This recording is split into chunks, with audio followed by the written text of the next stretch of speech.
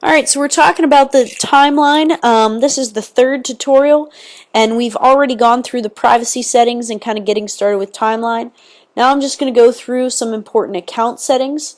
Always important whenever there's an update to Facebook to go back through and just double check some things. One, how your name shows up. Any of these things you can click edit on and make some changes to. Networks that you're associated with or accounts that you're linked to, languages, things like that. But it's important that under general account settings you notice that there are also a variety of other settings here on the side. So I'm going to click on security, and here you'll see that I have enabled secure browsing. That's very, very important.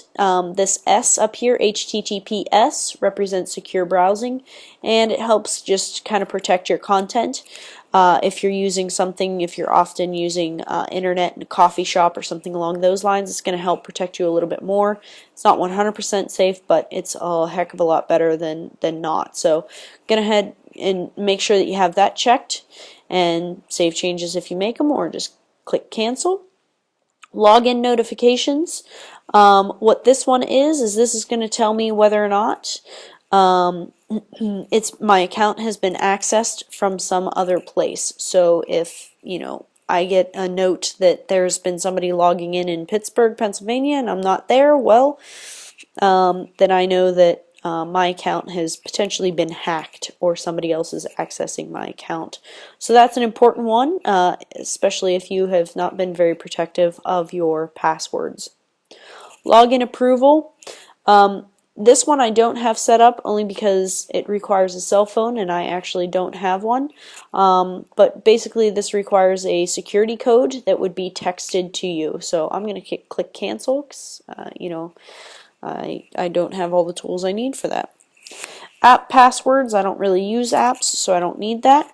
Recognizing devices, so Facebook will actually recognize different devices that you use, and it makes it easier for you to log in.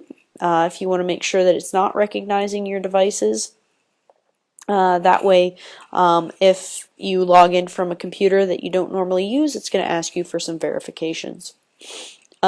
Active session, this is actually telling all of where, this is the stock freaky part about kind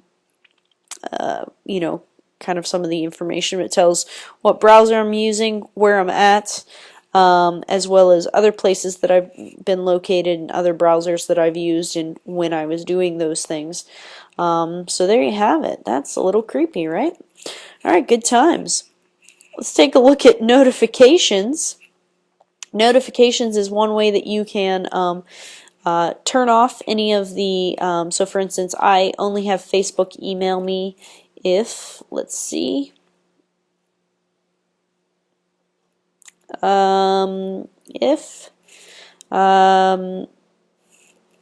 yeah, says I'm with them in a post, so I don't want to be tagged that way, so so I want it to notify me. But here you can turn off all of those annoying emails, or maybe you like to get emails whenever somebody has interacted with your content on Facebook. So notifications is the place to do that. Apps, we kind of looked at that under the privacy settings, but again, this is where you can edit that and access that. Mobile is connecting a phone, payments, and Facebook ads. I don't really interact with any of that stuff, so you're kind of on your own. Going back to my actual Facebook page, so here we are. Again, this is the new timeline look, and then under here it says about, and this is where you can kind of limit the content that is public for other people to see by clicking edit. Whenever you click edit, it's going to tell you right here who all can see it. So if I want to change or remove any of that content or not have that set to certain people or make it more private, then you can do that. For instance, if I didn't want everybody to know how old I was, I can go ahead and I can change it to only me, and so that's going to make it not quite as public, and then I can also change how it appears.